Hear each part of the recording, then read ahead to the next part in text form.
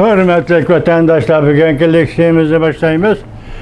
Leksiyede size qacırız, Washington'da sözdeyimiz. Bugün Çislağı 2021 yılı 8. ayının 11. günü. Haftaki çarşamba vatandaşlar. Bugün sizlerge sözleydik o vaziyetten eysak hazır. Şundaq deyimiz ki, Litva Cumhuriyeti bilen Tayvan o'rtasidagi munosabat yaxshilanib, Jungo bilan Litva o'rtasidagi munosabat yiriklashdi. Masalan, Litva Cumhuriyeti Tayvanda hozir vakolatxona, ya'ni ish boshqarish o'rni qurmoqchi bo'ldi. Siz shunga diqqat qiling vatandoshim. Sharqiy Yevropada Litva tünün Rusya'nın müstemlikisinden ayrılıp çıkan belgelik alayidlikki ega Cumhuriyet Litva Cumhuriyeti. Tayvanda vakolatxona qurdi degan gap, Jungo bilan bo'lgan munosabat yiroqlashdi degan gap. Jungo hukumati darhol o'tirg'i chiqib diplomatik munosabatni uzaman dedi. Endi deginini qilish kerak. Yeni bo'lsa vaqtida xalqarada yani başka bir aletga tushib qoladi.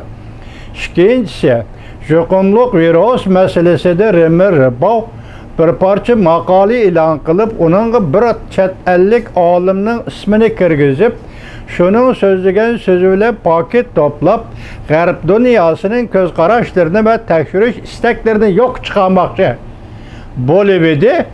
Shvetsariya derhal o'tirg'i chiqib, bizning davlatimizda yoki Shvetsariyada bu ismlik Aleksandr ismlik odam mavjud emas. Remir Ribov o'sal ahvolga tushib qoldi. Xalqarada uning yolg'onchiligi oshkor bo'lib qoldi. Yolg'onchiligi pash bo'lib qoldi. Bu xabar hozir to'g'ri betlardan aytdi, keng doiralik munozaraga aylandi. Sabab yolg'onchi. Jungo Kompartiyasi yolg'onchi. Hozir endi siz ko'ryapsiz, bugunlardan aytganda bugun 11 bo'lsa, yana 9 kun 20 kun atrofida deyli. Endi o'tirg'i chiqayotgan ikkinchi bir masala.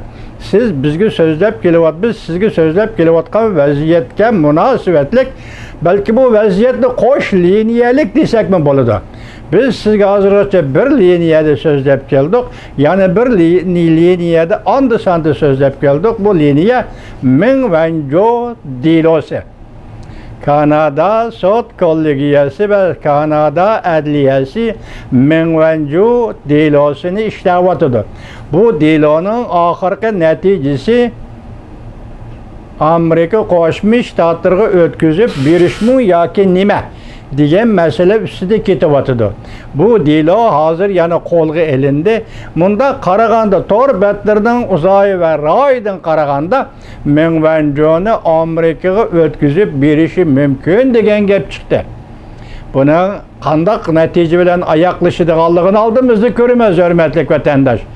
Onu aldığımızda görürüz, lekin Meng Wanzhou vakasını ben sizge bir vakti degan edim. Amerika Qo'shma Shtatlar bilan Jungo o'rtasidagi munosabatning termometri degan edik vatandosh. 8. ay yaqinlab keldi hisobda hozir. 20 kunlik vaqt qoldi. 31. günü Afganistan'dan umumyüzlük çekiniş. Bugün Afganistan yoki Taliban deganlar hozir 3-4 ülkeni qo'lga tushirib bo'ldi. Bo'libmi, ana general do'stimning uyini musodara qildi yoki uyiga besib kirdi deb bugun bilib eling deydigan o'zbek tilli radio yoki televiziya filmi shuni inkos qildi. O taraftaki vaziyet bu, vatandaş hazır koşup kelgende en sezgör mesele, ben qarasam bunun içinde iki mesele, biri Meng Wanzhou delosi meselesi, ikincisi Litva'nın Tayvan'da vakolatxona qurishi meselesi. Litva Avrupa İttifaqıga a'zo davlat, bunisi bek eg'ir taraf. Bek eg'ir taraf deganda Avrupa İttifaqıga a'zo davlat Litva bugün Tayvanda vakolatxona qurdi degan gap, bu bek eg'ir gap vatandoshim. Shundoq sezgör, shuning uchun eg'ir gap, shundoq nozuk, shuning uchun eg'ir gap. Şuna hozir Tayvan bo'g'zining vaziyati biz tunugun deb bo'ldik.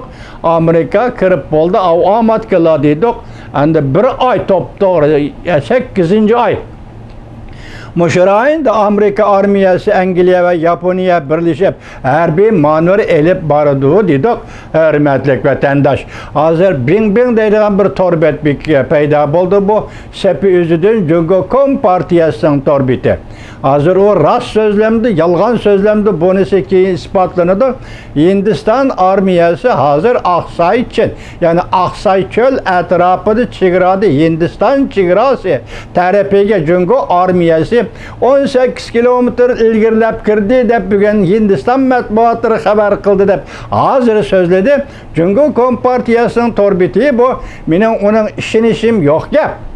Bırak şundak dedi o diyen söz ameliyette ispatlansın. Yeme payda bol 2 gün boldu bin torbeti deydiğen torpet. Xitay'nın özünün torbeti vatandaş. Yani şu asası biz sizlerge bugün leksiya sözleyimiz.